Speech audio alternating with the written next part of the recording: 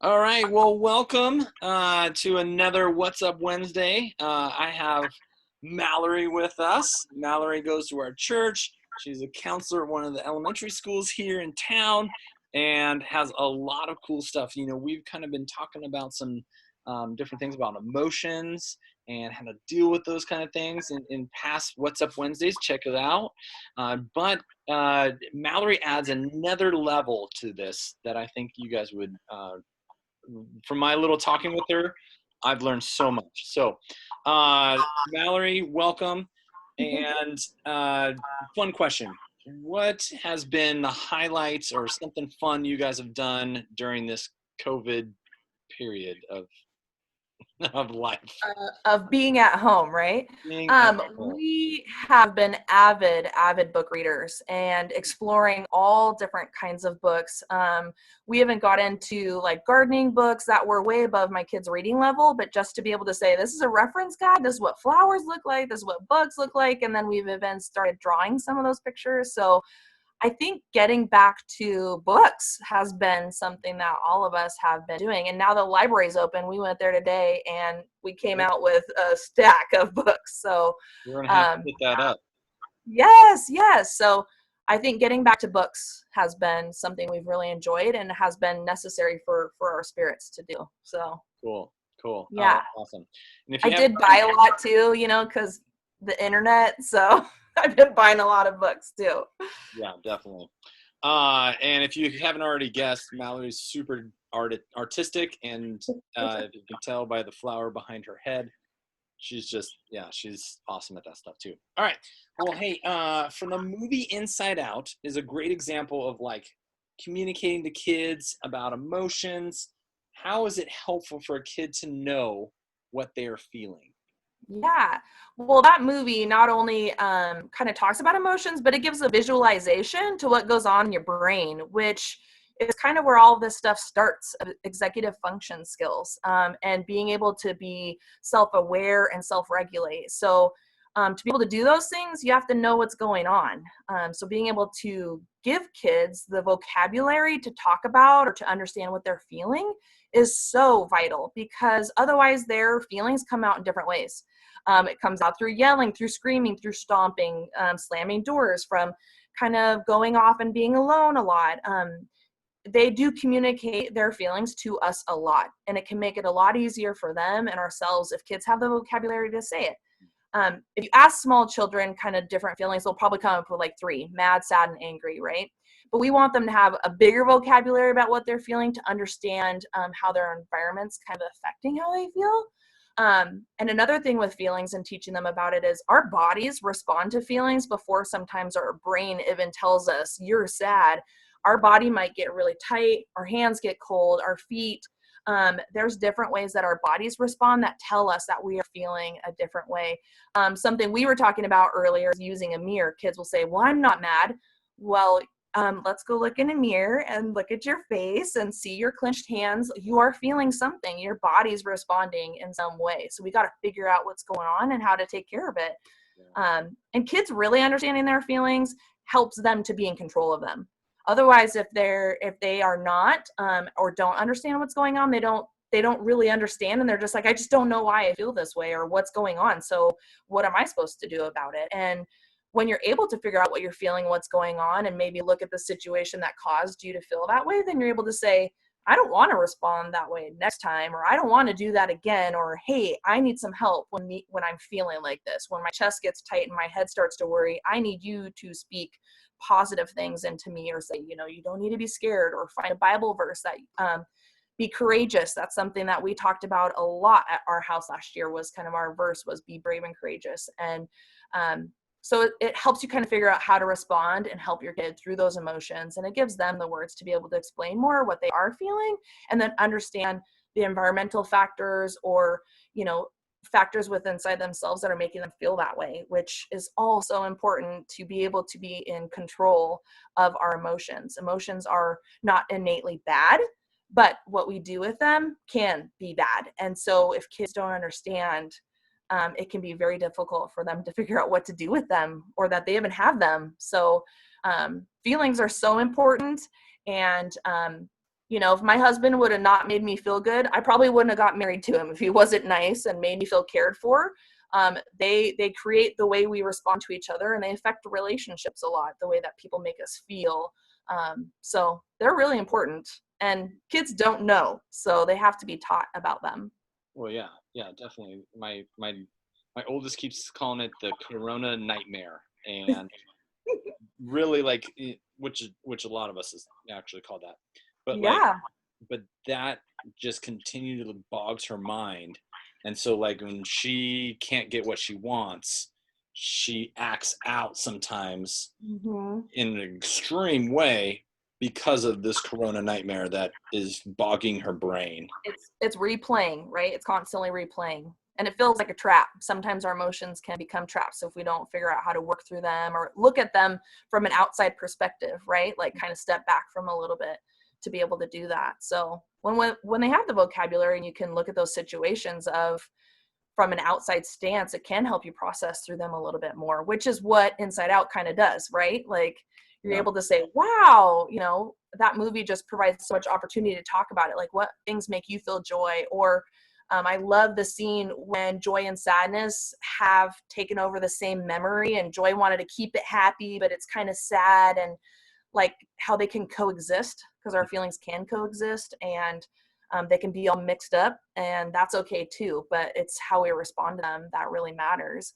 And something else to know about feelings too is that like they're kids, and so as an adult it is our number one responsibility to teach, reteach, remind, and then model, which tells me right there, we say teach, reteach, remind, they're going to forget. They're going to need that constant remember this, how we handle this when we're having these kind of feelings, and what do you think you could do right now, or maybe how could we have done that differently um, in those moments. And then the modeling part really says, how am I being self-aware of my feelings, or how your feelings are triggering me?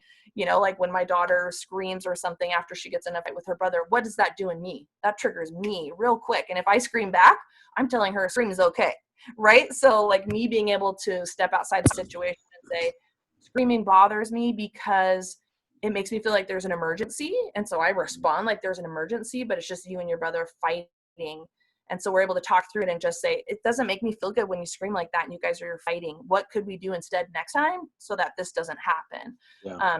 Something we say at our house a lot too is like, what can we do to make it right? Like you can't take it back, and you can say sorry, but you broke their thing. What can you do to make it right? So yeah, being even ourselves of modeling, how can I make sure that I'm in control of my emotions too? Especially when you have emotions, right? Like, and kids tend to believe, because if they're not taught about their feelings, and then adults don't respond well to their feelings, they're taught that feelings are bad no matter what feeling they are. And then they don't trust adults around them to take care of them when they are having these feelings. So the more we model and talk about feelings in our house, and even say like, I know how that feels. We went to Silverwood a while ago, and our night kind of got ruined by a big storm. And my daughter had a list of things she was going to do that night. We're going to go on this is how we're going to end the night. We're going to end the night by going on the elephant ride and then getting elephant ear. And then we're going to walk through the past buildings and all the lights are going to be on. It's going to be glorious. No, lightning struck. It started flooding. We had to run, book it out of there. We couldn't do a single thing, and it was done. And when we ended, she was pretty upset and was crying and just was devastated by it. And I was able to say, you know what? This actually happened to me once when I was at Six Flags when I was younger. And she's like, well, how'd you feel? And I said, I was so bummed. It stunk so bad. But you know what? I remember that trip so much. Like I remember that. I don't remember, and I probably wouldn't have remembered the elephant ear I had, right? I remembered how epic it was that we had to run out of that place. But I was able to talk to her in that moment and meet her in that place and her feelings, instead of telling her, you know what, it doesn't matter. Like we had to go anyways, just get over it. I instead communicated, your feelings are okay, and I actually understand them because I've felt the same way before. But then also redirecting her to not wallow in that, right? And say, well, we got to practice some gratitude today though. Like what are we thankful for? Because we had a huge day, and we're only talking about the last 20 minutes of the day. Like we got to remember the other hours that happened before that were good, and still remember this part that we bummed out about, and we can have both. So being able to talk to them about those kind of things is good too. Yeah. Oh, so much good stuff to talk about. Thank you. That was awesome. Not Um, forever. I know. But you're saying such great stuff, and I don't know if anyone else needs to hear this, but I need to hear this. So thank you. Hey, But I there's need to hear more. it for myself. When I say it out loud, I'm taking this in for myself too, because it's, as an adult, like, we are going to have those moments where I fail. I fail all the time, and I know all this stuff. I study this stuff. I constantly am in classes about this stuff, reading books. I'm in communities where we talk about it, and I still fail because I am a human. I am broken. The best thing I can do in those moments when I do fail is come back to my daughter or my son and say, I am so sorry. I messed up. I was really cranky today, wasn't I? And my daughter has the right, and she'll say, yeah, you were actually kind of mean. You Sure, yelled at it's me. quick to say, yeah, mom. Yes. And I'm like, I am so sorry. That was not appropriate way for me to respond. I am feeling stressed about a few different things, but I needed to take care of those on my own. They were not your fault. And we're able to have that dialogue of, it really rubbed me the wrong way when you're complaining, although you wanted to go on the bike ride, so like, what can we do next time that maybe it doesn't take us as long, or maybe wear different clothes like I had asked you to at the beginning, or, and just having that dialogue about it. But me being able to be humble and come back when I do have those moments also makes me feel better, of like, okay, I get a fresh start, and I strictly believe in the Bible verse that talks about not letting the sun go down on your anger. Or I'm even thinking like the things that I do wrong. The other night I was not nice to my daughter during the day on a bike ride because she complained the whole time, although she wanted to go on the bike ride, right? And it was hot out and things like that. But I said, don't let her go to sleep. I'm about to be home from the store. I really need to apologize to her before she goes to bed. And I really make a point of doing that so that it doesn't carry over into that next day. And we don't wake up in those moods again, right? Like, we've kind of worked through it or talked about it beforehand, so that I can go to sleep feeling good and she can go to sleep feeling loved and understand that we're going to mess up, and our feelings sometimes are going to get the best of us, and sometimes we won't have control of them. But that doesn't mean that we have any less of a relationship. It means we need to talk about it and probably figure out a better way to deal with it as a family, right? Because family members all have different emotions and different things that we respond to in different ways. And it's good to know that about those family members, right? Like, whining is my thing. Whining really rubs me the wrong way, right? So if my husband can handle it and I can't, maybe he can help and step in the whining moments, right? Yeah. Or I know that about myself when there's whining going on, that I should probably back off a little bit, respond a little bit shorter, kind of just say, hey, you know the rule, you need to go to your room now because I counted to 3 and that was your warning. So, and be able to walk away and not continue to engage, right? So knowing that about myself helps me too, and knowing it about your family members, right? Well, and that's the model of discipling your kids, because like sometimes we think it has to be this like formula or this way of doing things, but the fact is, when you ask for forgiveness after messing up, you're modeling discipling, because that's what we do with Jesus. When we screw up, we go to Jesus, reach our arms up and say we're sorry and hope that he always will forgive us, and he's just like, yeah. So, yeah, thoughts. Cool. Yeah. Um, what tips or exercises, and I know you kind of mentioned like the mirror, Yeah. uh, would you recommend for parents to help kids with these episodes? Yeah. So something that I practice myself and we practice as a family is something called mindfulness. And it's huge. It's a big topic to be talking about. And mindfulness can be so many different ways, but it helps us to be present in that moment, right? If I wouldn't have been mindful the other day about the way that I acted towards my daughter, or could have made her feel from me responding in a harsh way, if I wouldn't have been mindful about that moment, I would have missed an opportunity to apologize to her. And so being able to slow down a little bit and be more mindful about my feelings or what's going on or how I respond and how people might feel around me, the empathy part of things, the more mindful we can be, the better that we are able to navigate these. Because you're right, it's not a formula. I'm never going to be a perfect human. I'm never going to have enough knowledge, information, tools to ever do this right, because I'm a human. Things are going to change. Coronavirus is going to come. Like, things happen that are completely out of our control that make it very difficult for us to be super predictable, right? And so it's figuring out how to navigate that with the tools that I do have. And mindfulness is something that can help with that. breathing exercises are huge.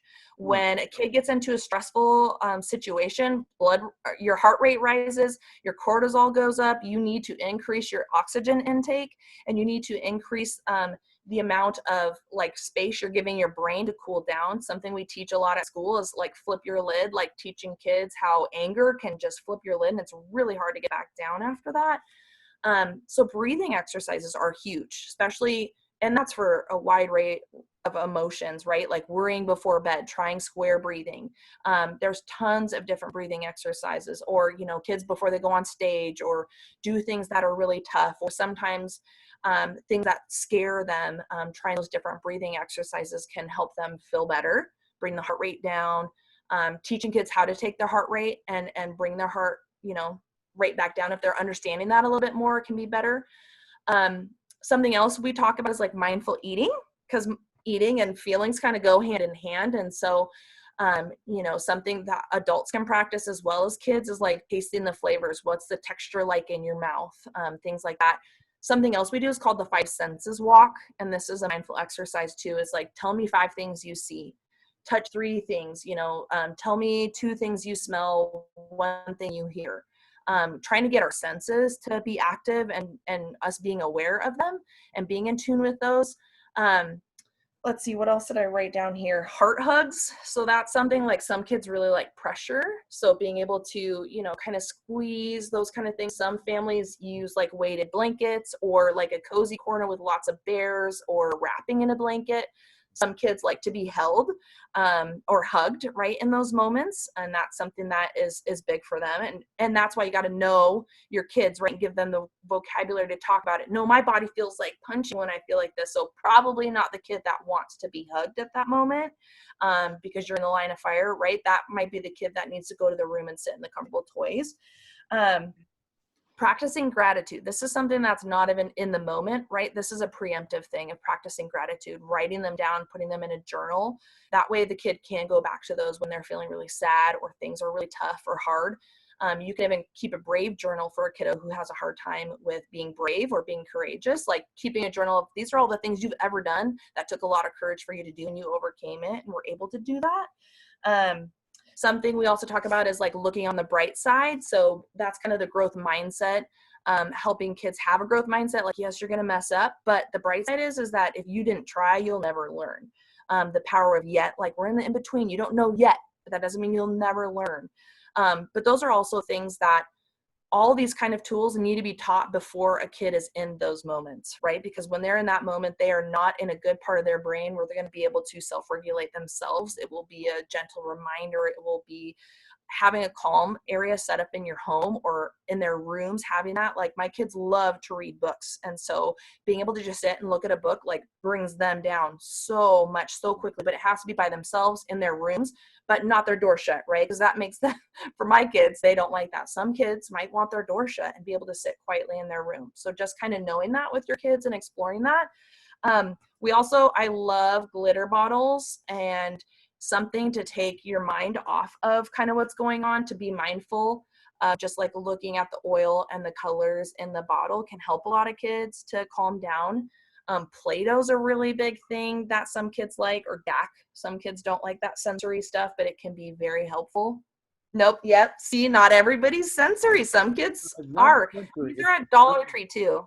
The clean. What? Yes, you could make a mess with it. You know, you have to be okay with what you put out for the kids to use, right? Dollar Tree always has these squish balls, and some kids really like to have that to be able to squeeze.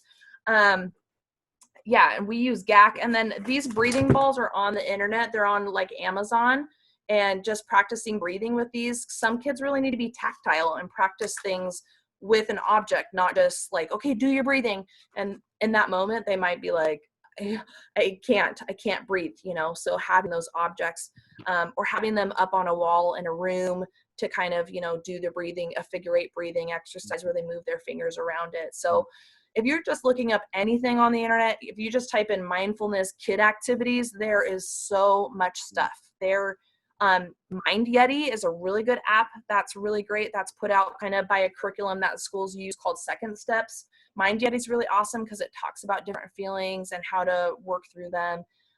Go Noodle is something that you can use too, and it has awesome videos on there of like tense and release exercises so kids can tense up. Different breathing exercises too, or they have a melting one, which is really cool. So tensing your body and then melting your body. Cosmic Yoga is a really good one because kids being mindful and in control of their body can help them in, those moments of anger instead of doing something aggressive. So being able to calm their bodies. Okay, do a tree stance. If you're looking really angry, maybe you can get them to do something to calm their bodies down, right? Or do breathing because they have to really focus on their breathing part of it. So, and then something like a mental vacation. Like we talk to kids a lot too about, yes. Imagine somewhere the last place that you felt super happy or something that makes you feel really good and go there for a minute. Like it is okay to do that. Adults need that. We tend to not do that in the best ways sometimes, right? By taking our mental vacations, by zoning out on electronics and things. And we need to teach kids that they don't need electronics to do that. You can do that with inside yourself wherever you're at. So being able to give them those exercises to be able to do that. So, and of course, art. Art is a really great activity for anybody to try to do.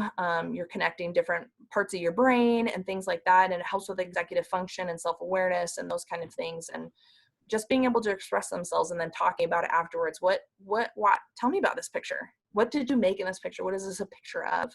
And journaling is huge. Journaling about anything. I know I'm a book person, but there are so many different kinds of journals out there that are like pre-made, ready to talk about with kids and families to do together about feelings. So this one's called No Worries. And then on the inside, the activities are amazing, but it's like empty your mind activities. So you like write different things in these boxes to empty your mind. So all those kind of tools that I was talking about like are here in these books. So there's tons of, if you just like look up kids feelings journals, there's tons of things that they make now for that kind of stuff. So, and there's probably even free printable ones, activities out there that are really good to do preemptively and then go back to in those moments or those episodes, right? To be able to say, hey, remember we put up that sheet that we did the other day about how you can empty your mind, and it's probably maybe time to do that, So a lot of the work you want to do preemptively or teach beforehand. Yeah, that's awesome. Yeah. We had just got like one of those like tactile kits. Yeah. On, and then COVID hit. So we have one at kids ministry for those situations. Unfortunately, we haven't been able to use it. It's ready to go though. Yes, exactly. And this is something that like families can do for their home. It's not, it's not something that's just for school or for a large group setting. It is something that you can have in your home to just say, and you don't want to use it as a timeout, right? You don't want to say you need to go to your room and use your calm down. That's not the same. That's the thinking spot, timeout spot. That's totally different. That's punishment. But calm down spot is you can highly suggest it. Like, hey, I think you might be feeling something right now. Would you like to go check out something in your calm box? And the kid might ask you to do it with them. That would be a great opportunity to show them that you support them in what they're going through, or saying, hey, mom's not feeling good right now. I need to pull out some Play-Doh. We need to do Play-Doh because I am not doing good, right? Or we need to read a book, or we need to relax. Kind of that modeling again of being able to even show kids that you can do it too, and how you do it, right? That matters. Yeah. Oh, so much good stuff. Oh my goodness. I think we can keep talking for a lot longer. Forever. So probably just have to bring you back for another What's Up Wednesday. Thank you so much for all of this. I learned a lot about myself. I do the breathing stuff right before I go to bed. Like I take like 3 giant breaths and just relax on my body, and I fall asleep really quickly, and my wife hates it. Definitely, the calm down spot with my daughter definitely is something that we talk about. They have quiet time, just in the afternoon, and just they can read, they can play by themselves, just get a break from each other. Those are all kind of things that we kind of talk about. Well, kids need to feel in control a little bit too, right? Like we all feel a little bit out of control, and we don't want to control everything for them because we're trying to teach them, right? Disciple them to be in control of themselves. So yeah, anything we can do to give them that space to be able to do that and give them the skills that they can use, and then, teach, reteach, remind them about the skills that they do already have. So important. Yeah. And remind ourselves, right, of what we are capable of doing. We got to practice gratitude ourselves too, right? Like these things Yep. we're talking about kids, we have to do it ourselves and model it for them. Yeah, my counselor used to tell me, she used to say, it's okay for dad to take time out. Just, Yes. dad needs to take time out, kids. I'm going to, go over here. I'll be back in about 5 minutes. Like, that's important. Yeah, So it awesome. is. Thank you so much for your time. Yes. I'll try to put as many of the links that I heard and I get from you in the description. So that way we can, go to Go Noodle and go to those other things. Yeah. There's another good one, super good one. Yeah. Just learned about today, and so you take a look at any of those. But thanks again, Mallory, for your time. You are so welcome.